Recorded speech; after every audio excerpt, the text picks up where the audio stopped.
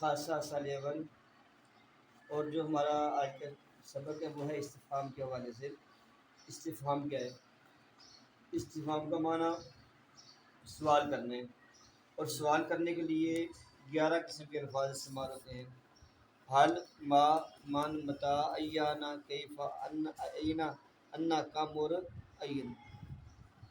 ان 11 میں سے جو پہلا حمزہ ہے نا، آج ہم نے حمزہ کے حوالے سے بات کرنی ہے کہ حمزہ کے ساتھ جب سوال کیا جائے گا تو حمزہ کے ساتھ کس کس چیز کے بارے میں سوال کیا جا سکتا ہے۔ برابر کریں۔ حمزہ کے ساتھ کس کس چیز کے حوالے سے سوال ہے؟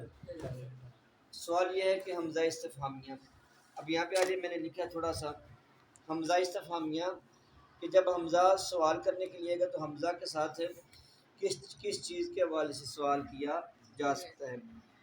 سب سے پہلا ہے طلب تصور، کہ ہم کسی چیز کا تصور طلب کرنا ہو تو پھر حمزہ کے ساتھ سوال کریں گے۔ جیسے علی مسافر ام خالد، کیا علی مسافر یا خالد؟ اب ظاہر ہے کہ یہاں ہم نے علی کے بارے میں سوال کیا، یہاں خالد کے حوالے سے ہے۔ صرف علی کا سوچنا یا صرف خالد کا سوچنا، اور یہی تصور ہوتا ہے۔ تصور کا ہم نے یہ پڑھا ہے کہ تصور میں کسی ایک چیز کے بارے میں معلومات ہوتی ہیں، اس پر حکم نہیں لگایا جاتا۔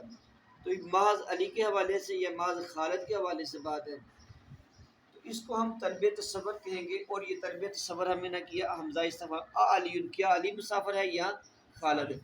اب حمزہ نے آ کے یہ بتایا کہ یہ جو سوال ہوا ہے یہ ہم نے کسی ایک چیز کے حوالے سے سوال کیا، اور وہ ایک چیز کیا ہے؟ علی کا تصور ہے یا خالد کا تصور۔ اور کبھی یہ طلب تصدیق کے لیے، جیسے سافر علی، کیا علی نے سفر کیا؟ تو کیا جواب ہوگا؟ اس کا جواب کیا ہوگا؟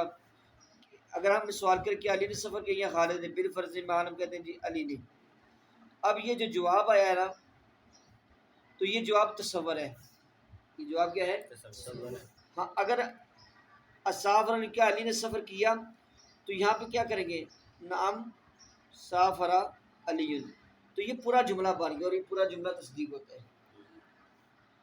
تو یہ تصدیق کے حوالے سے ہے۔ تو تصور اور تصدیق میں یہ فرق آیا کہ تصور کے اندر صرف ایک ذات کے حوالے سے سوال ہوتا ہے کہ اس نے یہ کام کیا یا نہیں کیا، اور تصدیق میں اس نسبت کے حوالے سے سوال ہوتا ہے کہ جو سفر کی نسبت علی کی طرف تھی، کیا جو سفر کی نسبت علی کی طرف تھی وہ نسبت حاصل ہوئی ہے یا نہیں ہوئی؟ اور جب نسبت کے بارے میں سوال ہو تب وہ تصدیق ہوا کرتا ہے۔ اور طلب مفعول بھی، کبھی حمزہ جو ہے یہ مفعول بھی کو طلب کرنے کے لیے آتا ہے۔ پہلے ترکیب کریں پھر آپ کو سمجھ آ جائے گا۔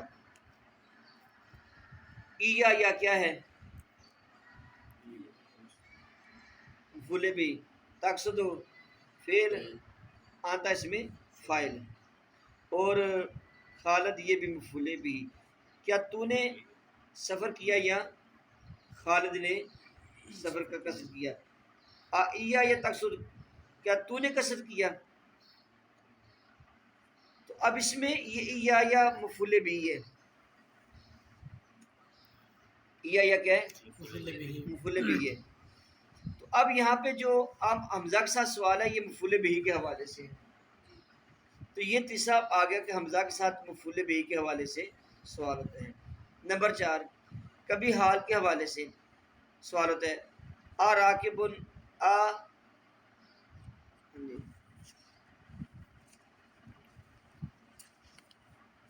راکبن جیتا امشماشین، یہ جیتا فعل با فاعل ہے، فعل با فاعل، اور راکبن اس کا حال ہے، اور ماشین بھی اس کا حال ہے۔ اب جو سوال کیا جا رہا ہے وہ اس کے کیفیت کے بارے میں پوچھا جا رہا ہے، حالت کے بارے میں، کہ وہ کس حالت میں ہے، یہ سواری کی حالت میں ہے یا پیدل کیا ہے۔ اب یہ جو سوال حمزہ کے ساتھ سوال ہوا ہے یہ حال کے بارے میں ہوا، اس کی حالت کے بارے میں سوال ہوا ہے۔ اور کبھی ظرف کا مطلب ہوتا ہے کسی جگہ یا وقت کا تعین۔ قدمتا یہ فعل با فاعل ہے، اور یوم الخبیث یہ اس کا مفعول فی ہے۔ مفعول فی ہے، ظرف ایک کی بات ہوتی ہے۔ یہ یوم الجمعہ یہ بھی مفعول فی ہے۔ اب کیا ہے بیٹا سوال، اس بات یہ ہے اب یہاں بھی حمزہ سے سوال ہوا ہے، لیکن یہاں پر حمزہ کا سوال ظرف کے حوالے سے ہوا ہے۔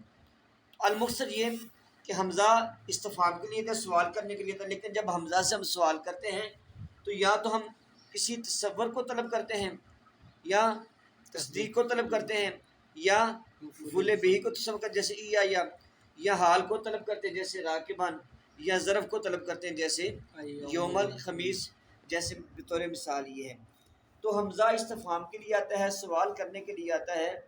تو حمزہ جب سوال کرنے کے لیے آئے گا تو بیٹا اس کا سوال تصور کے بارے میں بھی ہو سکتا ہے، تصدیق کے بارے میں بھی ہو سکتا ہے، مفعول بہ کے حوالے سے بھی ہو سکتا ہے، حال کے حوالے سے بھی، اور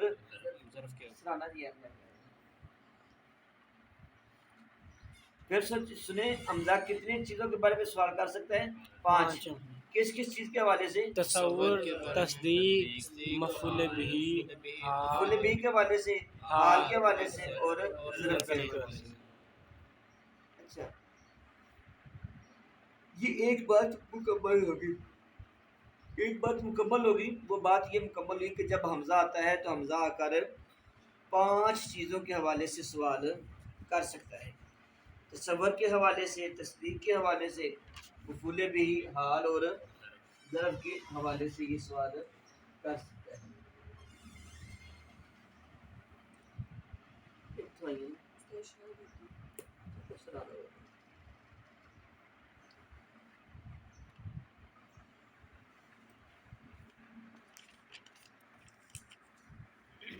اب جب حمزہ آتا نا تو وہاں پر اس کا ایک کوئی نہ کوئی معادل بھی ہوتا ہے۔ حمزہ کا معادل کب ہوتا ہے؟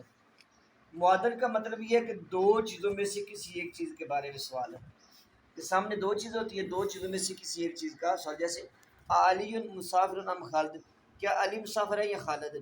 تو علی اور خالد یہ معادل ہیں۔ معادل کا مطلب ہے مقابل ہے، کہ اب جواب یہ علی سے ہوگا یا خالد کے ساتھ ہوگا، یا علی سے ہوگا یا خالد کے ساتھ ہوگا۔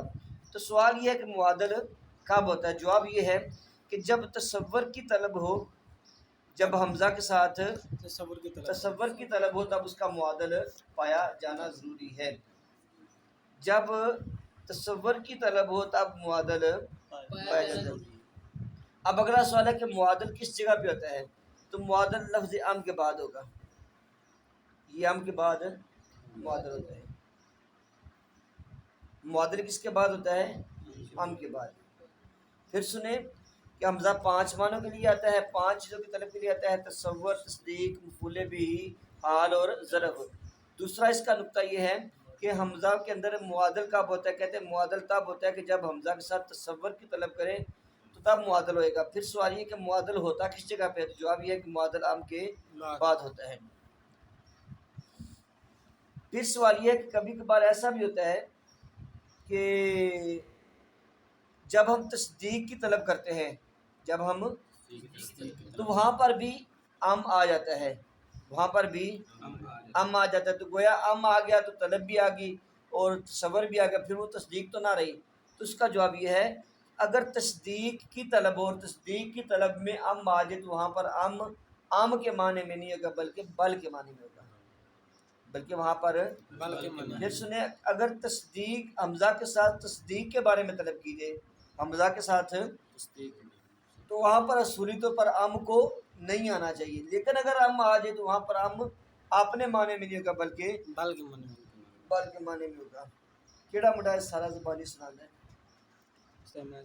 بند کر دینا۔